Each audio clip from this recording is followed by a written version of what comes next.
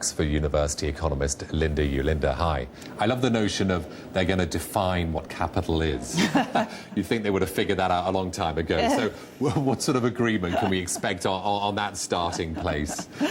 I think they're going to try and improve on Basel II, Yeah. which allowed for risk adjustment of the basic level of capital. So at the moment, Basel II requires all banks to hold 8% of capital in a risk-adjusted basis. What Basel III is going to do is to define that capital base so that it is better quality capital. They're less able to use things like the AAA-rated collateral debt obligations, the subprime mortgages that ended up not being very good quality capital. So what they'll decide this time is what defines good capital, and then they'll defer things like the implementation period that Manus mentioned, and also this percentage I'm talking about, whether it be 8% Will that rise? or I higher. mean, will it have to be double-digit, the capital ratio, or not? There's a suspicion it will have to Yeah. be. So it's got to be more capital as well as better capital. And I think one of the crucial things they won't decide this time, but will be on the horizon, is whether or not they impose a sensible leverage ratio. Why is that so important? Oh, this is crucial. Yeah. So This is something that Guyton has been pushing for, isn't it? Absolutely, yeah. So this is the G20. It stayed in the G20 manifesto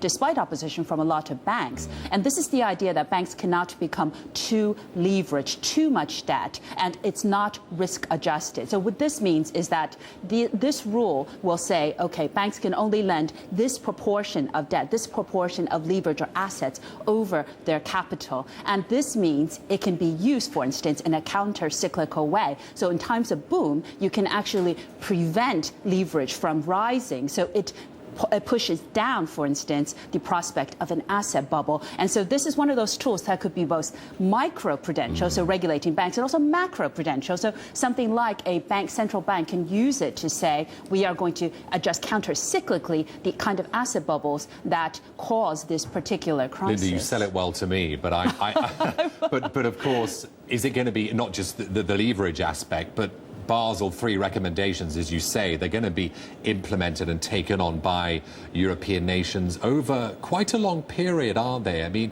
is there a risk that they're going to be watered down, governments are going to lose interest? I mean, what's the risk of that? There's a very, very big risk. And the balance that they want to strike is they want to make sure that banks are safer, but if you cause them to implement these requirements very quickly, so the original aim was to have this done in the next 2 years, then banks at the moment are still rebuilding their balance sheet, so they will not lend, and that will hurt growth. So they're not talking about implementing this over 10 years. And that's a long time.